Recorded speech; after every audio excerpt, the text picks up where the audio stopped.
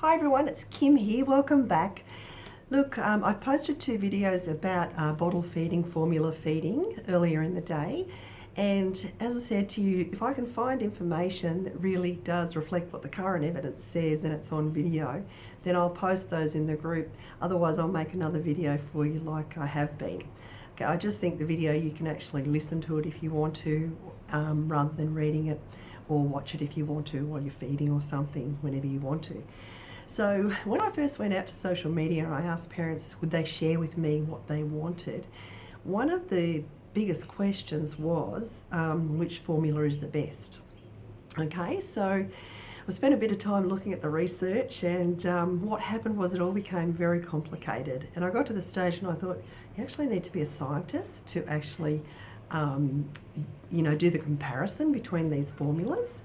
So, but I happened to stumble across a really good article written by someone that is actually aligned with what the current evidence says. So I've contacted her and asked her, can I share that with you? Because it really is very good. So what I thought I'd do is just for now, just go through and fill in the gaps a little bit around the two videos that I posted earlier today. And just for now, know that no one milk is the best formula for every baby, okay? So if for some reason you haven't been able to breastfeed or you've chosen to bottle feed, that's perfect. You've done exactly what's perfect for you and your family. And but the choice really depends, the choice on which formula to use depends on your unique situation, and every situation is individual, as you know, okay? So don't get caught by thinking that the most expensive formulas are the best, because that's not necessarily the case. And just because a formula was used in a hospital, that doesn't mean that that's the best formula for you and your baby either, okay? So remember that in Australia, the formulas have to pass Australian standards to be sold, and that all the formulas are fairly similar, okay? And I know you can get cow's milk formulas and you can get soy milk formulas and all different types, but the nutrition, or what they contain nutritionally, is actually fairly similar, okay? So it's recommended that if you're formula feeding, that the babies be given infant formula up until 12 months of age. Cow's milk isn't a nutritionally sound a drink to give a baby under 12 months of age, so we just say not to give cow's milk as a drink until over 12 months of age. And also the plant-based milks that they're not recommended until over the age of 2, okay? So I mean as a food source, okay? So when you do start on a formula, it's really important that you actually read the instructions on the tin. And that might sound silly, but the thing is, with every formula, the instructions can be very different, and the scoop size can be very different as well.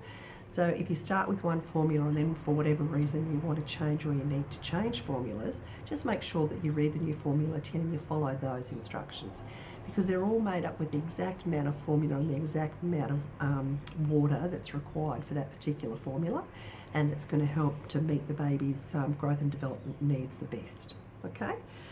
Let me just see. Okay, the second question really is, how much formula do I give my baby, or how much do babies need? So we actually use a calculation, and the calculation is 150 mils of formula multiplied by the baby's weight. So if the baby's birth weight is more than their current weight, we still use their birth weight as the determining weight to use to make the calculation. So that's the 150 mils multiplied by the baby's weight, and then divide that by the approximate number of feeds in a day. And a baby who has formula might have 6 or 8 feeds in a day, so that's roughly every 3 or 4 hours.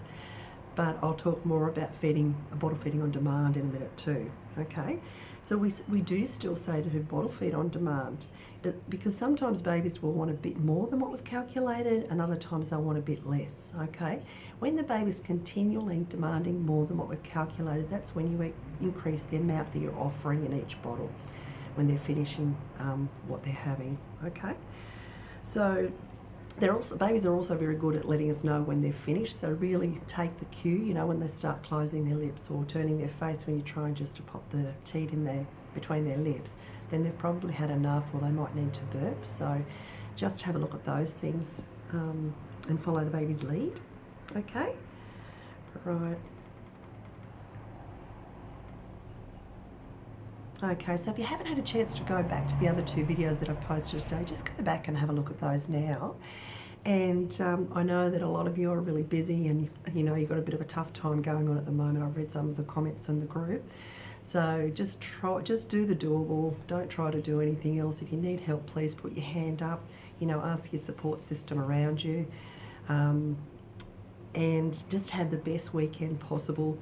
You know, this is a time of huge adjustment. There's a lot of sleep deprivation going on, but just try and enjoy, you know, every loving glance that your little baby's giving you. They really need that, and you need that feedback from them too. So bye for now. Have a great weekend, and I'll see you next week.